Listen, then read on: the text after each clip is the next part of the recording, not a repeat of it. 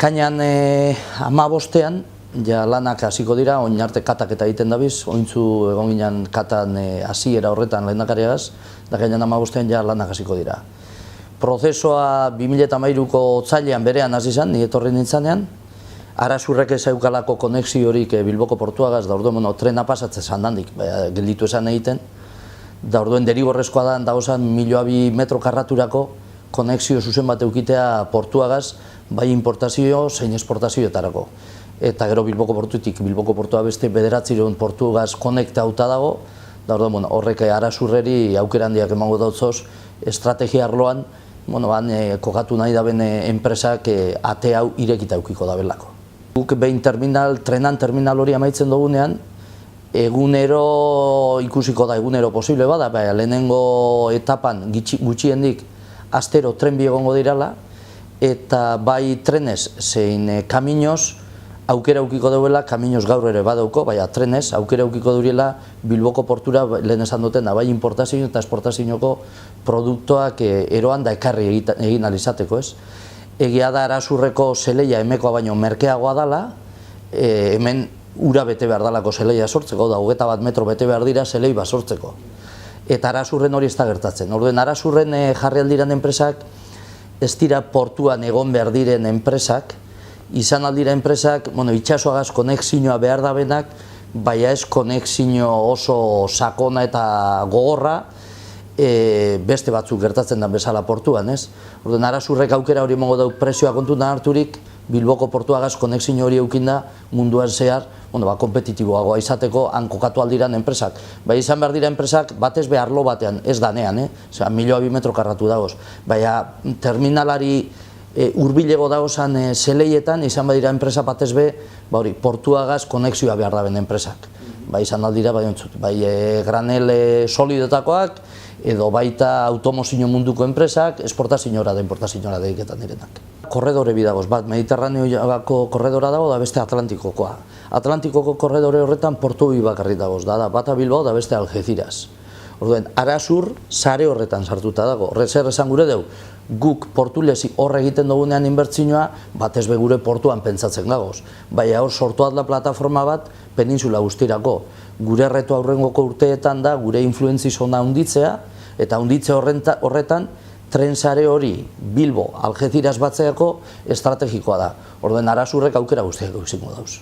Portua momentu honetan 7.000 metro karratu daukaguz, erabilgarriak, hau da, konzesioan emon aldiranak 3.000 aterdi gutxi gora bera, eta gertatzen dana portuan okupazio maila gaur egun 180 dela. Horrez ez suposatzen dago? Suposatzen dagoena da, urroko urte bi urteetan, implantazio handi pare bat badatoz, 185 ie 80 jarriko garela. Orduen horregaitu egin behar dugu, azkenengo lan, hasiko garen lan hauek, hau da, espigoi zentral hau, kai nagusi hau, 600 bider 700 izango da kai barria, lehenengo fasea 125.000 euroko inbertsioa izango da, eta, lortuko duguz beste 324.000 metro karratu gehiago barri, eta gero bigarren fasea 39 hilabete barru, hasiko da, ez? Horregaz lortuko dugu? Lortuko duguna da, gaur egun daukagun zeleia betetzea, eta horren ostean sortu diran aukeratarako ere zelei barri bat eukitea. Arasurreko jenteak, edo beste leku batzutako jenteak esaten du, baina eske hori espalitzak egingo Arasur harinago beteko litzateke. Ez, komplementarioak dira, osagarriak dira, segeitio, hemen jarriko diran enpresak, hemen espadagoz beste portu batera doaz. Ez doaz Arasurrera. Orduan, oso aukera ona izango da, eta horregaitio, 180 okupazioa daukagulako, hasi behar gara espigoi barri hori egiten. Hemen jarriko diranak izango dira, edo enpresak eurek, produzitzen dabesan produktuak, garraioz, hau da, kaminoz eta trenez garraiatu ezin direnak, zate baterako Lointek. Lointek Urdulizen dago, eta hemen ere badago. Hemen ointzu jarri da, eta segitio jarri da hemen. Jarri da, produktu batzuk, bera produzitzen dabesan produktu batzuk ezinezkoa diralako kaminoz ona ekartzea. Orduan, Lointek hemen espalitze egongo litzateke beste portu baten. Orduan, hemen zeintzuk jarriko dira? Horretiko enpresak, Lointeke modukoak, egiten dabesan pieza 500 toneladakoa direlako, edo euren lotura itxasoagaz oso handia dalako. Hau da, produzitzen dabezan piezak, ez dira lointekeko modukoak, derigorrez egon behar dabe portuan bertan, lotura zuzena dukilako, zuzena uneko unean importazio eta esportazioagaz. Arasurren zeintzu jarriko dira.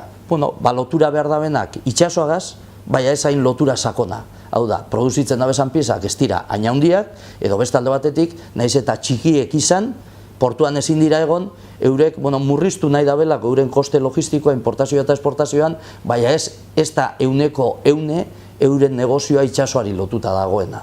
Orduan horreitu edino bia komplementarioak izango direla. Arasurren dauzana da gaur egun, emetik kanpo dauzan enpresa asko eta asko, bai automozioan edo beste sektore askotan, Arasurren kokatu ezkero dekiena da mundura ate bat zabalduta, lanzadera zuzen bategaz trena erabilita, kamioia baita, trena erabilita portuagaz. Orduan, Subasara enpresa bat, daukera badaukazu, Araban, kaminoz oso ondo lotuta egoteko, sarego osora, edo trenez oso ondo lotuteko itxasora, edo baita trenez peninsulako beste puntara, hau da, Almeriara edo Algeciras-era, Arasurren ate bat zabalita daukazu. Bilboko portua daukazena da horrek 3 milioa metro karratutan oso zelei oso haundiak, zabalak. Eta horrek ematen dauen aukera da oso industriari lotutako enpresak kokatzeko aukera ematen dau, bai arlo komertzialean, zei oso industrialean. Da gero daukagun beste abantai handi bat da, zera itxasoko sakonerea. Guk hemen hartu aldugu edozein itxasontzi, munduko edozein itxasontzi. Haundienetatik hasite txikerrenetara.